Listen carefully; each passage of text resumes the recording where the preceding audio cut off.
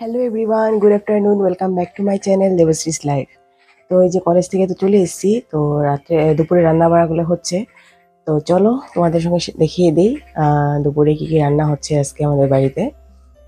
আর যা মানে রেমালের যা গেল, ভালোই বৃষ্টি হলো কিন্তু আমাদের এখানে, বাস আমাদের এখানে এইটুকুনি হয়েছে, ভারী বৃষ্টি একটা, তারপরে তো আর কিছুই হয়নি।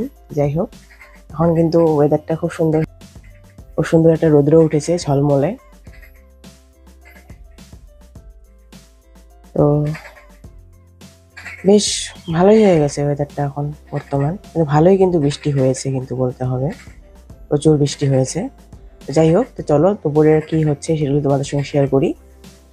তো এখানে কচুটাকে গোট করে কেটে নেওয়া হয়েছে, একদম ছোট ছোট করে সুন্দর করে চারকোনা করে কেটে নেওয়া হয়েছে। আর এখানে কচুটাকে এরকম হাফ সার্কেল করে কেটে নেওয়া হয়েছে, এটার বড়াটা বানানো হবে এই কচুটা দিয়ে, এই কচুটুক দিয়ে। আর এখানে ডাল, মুসুর ডাল বাটা, আর ওখানে হলুদ, নুন, জিরে গুঁড়ো আর চাট মশলা দিয়ে রাখা হয়েছে। মুসুর ডালটাকে একটু ড্রাই করে বেটে নেওয়া হয়েছে এটাকে, আর ওটা দিয়েই বড়াটা বানানো হবে। আর এখানে দেখো এই যে আলুগুলিকে ছোট ছোট করে কাটা, এটা ভেজে নেওয়া হচ্ছে। এখানে আছে মাছ, এটা ঘরের থেকে রাখা হয়েছে। মাছটা রান্না হবে পালং শাক আর এই সিদ্ধ আলুটা দিয়ে, এটা দিয়ে রান্না করা হবে এই মাছটা। তো এখানে দেখো কড়াইতে এই যে আলুগুলি ভেজে নেওয়া হলো খুব সুন্দর করে, আর এবার এই কচুগুলি ভেজে নেওয়া হচ্ছে। তো এই দুটো দিয়ে কিন্তু একটা তরকারি বানানো হবে, আলু কচুর তরকারি। আর এখানে আলুটাকে লবণ আর চিনি দিয়ে একটু মেখে রাখা হবে যেন কচুটা একটু নরম হয়ে যায়, এটার বড়া বানানো হবে। আর এখানে কিন্তু একটু তিল অ্যাড করে দেওয়া হয়েছে, কালো তিল অ্যাড করে দেওয়া হয়েছে যেন বড়াটা খুব টেস্টি হয় আর সুন্দর হয়। তো এই দেখো এখানে আবার কচুটার মধ্যে একটু হলুদ অ্যাড করে দেওয়া হয়েছে। আর এখানে যে আলুটা তো ভাজা হয়ে গেছে, আর এই কচুটাও ভাজা হচ্ছে, সেম সেম কিন্তু সাইজেরই করে কাটা হয়েছে যেন সবগুলি খুব সুন্দর করে সেদ্ধটা হয়ে যায় আর কি, সেই জন্য সেম সেম সাইজেরই কাটা হয়েছে। তো এই যে হলুদ দিয়ে মাখিয়ে নেওয়া হয়েছে কচুটাকে, আর এখানে এই যে লবণ দিয়ে যেহেতু মাখানো হয়েছে, তো এখানে জলটা ছেড়ে দেবে। এটা হলো পেঁয়াজ বাটা, এই যে কচুর তরকারিতে দেওয়া হবে। এটা তরকারি হবে একটা মাখা মাখা তরকারি কচু পেঁয়াজ বাটা দিয়ে। তো এখন এই যে প্রথমে কচুটাকে ভালো মতন ভেজে নেওয়া হচ্ছে, তাহলে তরকারিটা করতে বেশি সুবিধা হবে আর কাঁচা ভাবটাও থেকে যাবে না আর কি। তো কচুগুলি ভাজা হয়ে গেছে, তুলে নেওয়া হচ্ছে।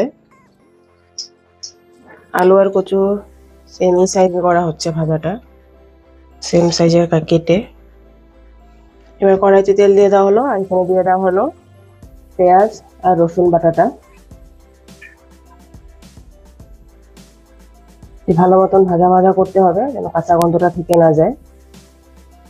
মাছটাকে ম্যারিনেট করার জন্য দিয়ে দেওয়া হয়েছে হলুদ গুঁড়ো, জিরে গুঁড়ো, তারপরে শুকনো লঙ্কার গুঁড়ো, সামান্য সর্ষের তেল দিয়ে এটাকে ভালো মতন ম্যারিনেট করে নেওয়া হবে, তারপর এটাকে ভাজা হবে। দিয়ে দেওয়া হলো কুচিয়ে রাখা টমেটো,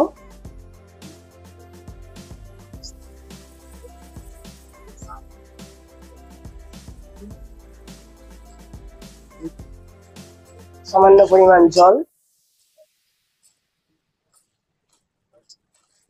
এখানে এখন একে একে গুঁড়ো মশলাগুলি দেওয়া হচ্ছে হলুদ গুঁড়ো, জিরে গুঁড়ো, সামান্য ধনে গুঁড়ো,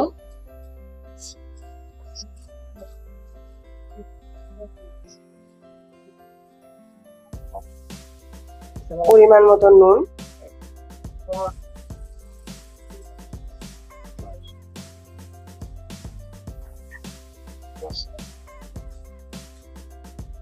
সামান্য পরিমাণ লঙ্কার গুঁড়ো,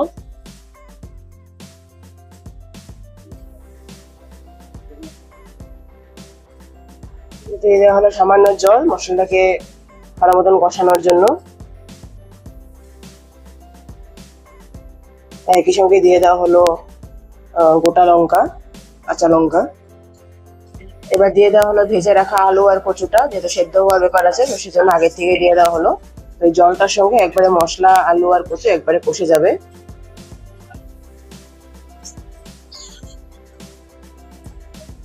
দিয়ে দেওয়া হলো সামান্য চিনি, কালার আর টেস্ট দুটোকেই ঠিক করবে, ভালো করবে।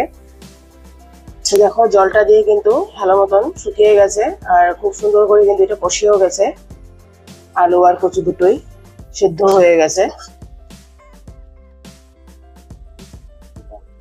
তো পুরো মশলাটা কিন্তু ভালো মতন শুকিয়েও গেছে আর কষে গেছে।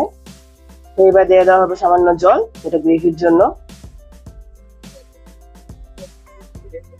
তো এটা বয়েল হয়ে গেলে রেডি হয়ে গেল আলু কচুর দিয়ে তরকারিটা।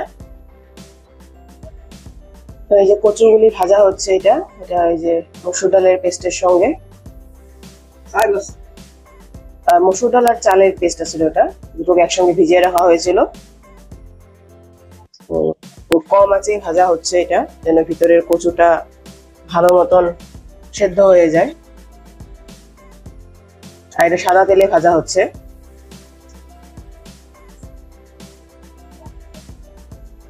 মসুর ডালের পেস্টের মধ্যে কি কি আছে? মসুর ডাল আর চাল একসঙ্গে বাটা আছে, তেল আছে, হলুদ, নুন, চাট মশলা, জিরের গুঁড়ো, এই গোটা দিয়ে আর একটু সামান্য লঙ্কার গুঁড়ো দিয়েছিল।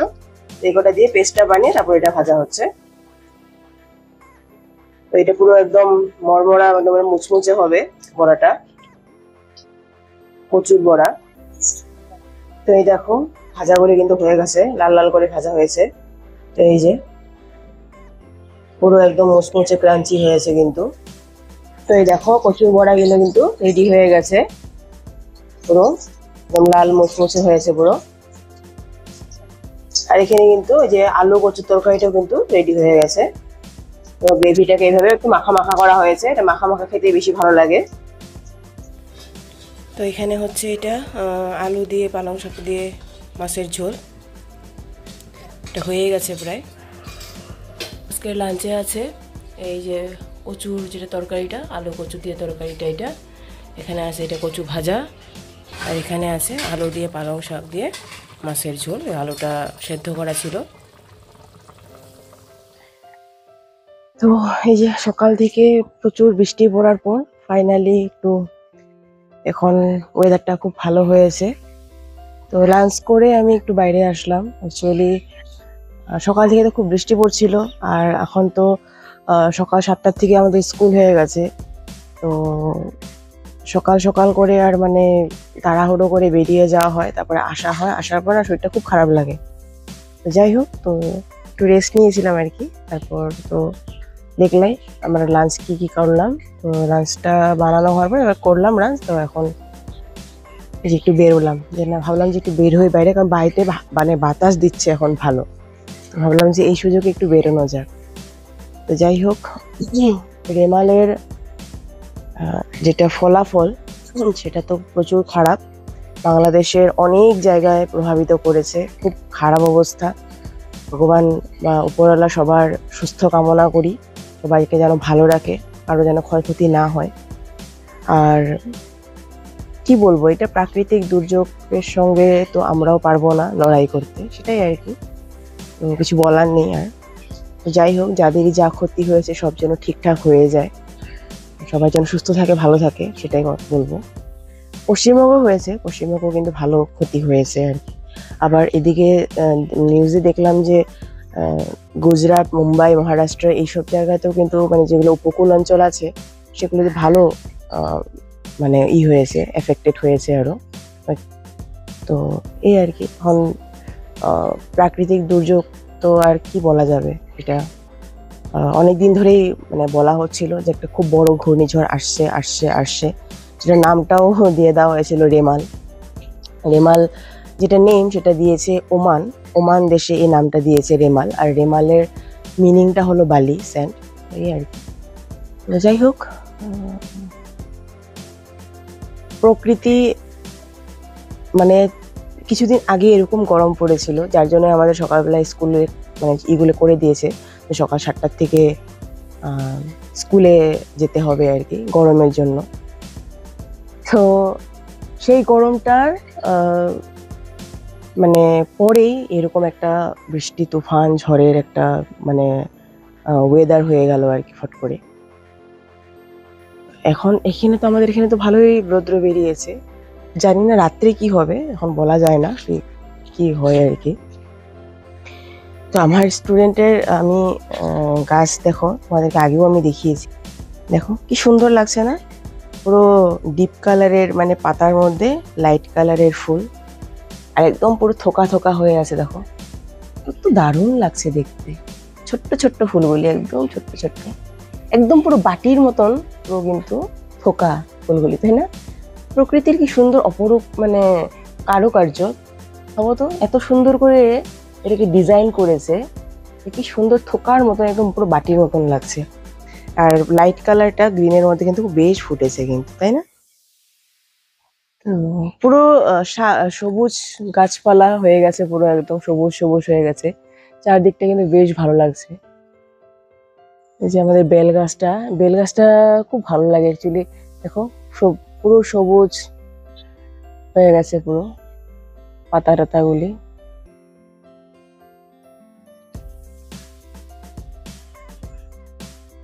আর সব গাছগুলি যেন একটু মানে প্রাণ ফিরে পেয়েছে, কারণ গরমে তো গাছগুলির অবস্থা খুবই খারাপ ছিল, তো সব গাছই যেন প্রাণ ফিরে পেয়েছে।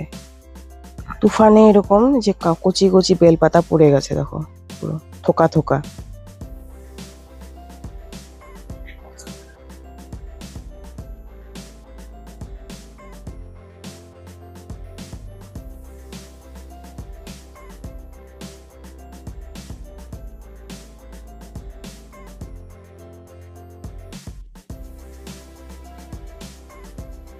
আর আকাশটাও দারুণ সুন্দর কিন্তু, পুরো নীল আকাশের মধ্যে হালকা হালকা মেঘ। এটা সিরাস মেঘ, আগে বলেছি তোমাদেরকে আমি, সিরাস মেঘ এটা। এই মেঘটা অনেক উপরে আছে, প্রায় 8 কিলোমিটার, 8-9 কিলোমিটার মতন উপরে আছে এই মেঘটা। আর এই যে আমাদের পাশের বাড়ি, দেখো এই গাছটা কি সুন্দর লাগছে না? দাঁড়াও, এই দেখো পুরো ইয়েলো কালার, একদম পাতাগুলি পুরো ইয়েলো কালার, দারুণ লাগে কিন্তু না? সাজানো গাছ এটা, দারুণ লাগছে। আর আমাদের পাতাবাহারি গাছটা দেখো, পাতাবাহারি গাছটা এতটা মানে কি হয়ে গেছিল, মানে বড় হয়ে গেছিল যে পুরো মাথাটা একদম ঝুঁকে গেছিল, আধা কেটে দেওয়া হয়েছে, এই যে এখান থেকে কেটে দেওয়া হয়েছে। তো এই যে পাতাটা দেখো কালার, আর সূর্যের প্রহর পড়ে দারুণ লাগছে দেখতে, লাল হলুদ সবুজ, আহা।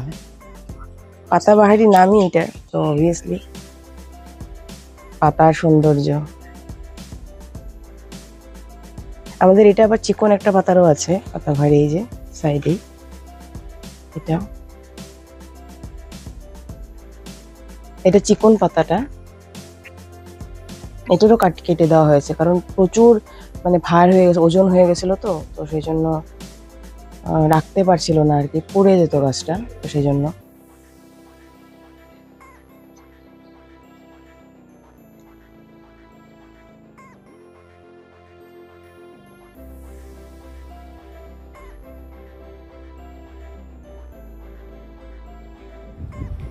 তো এই যে আমি টিউশন করে উঠলাম, এখন তো অনেক রাত্র হয়ে গেছে আর কি।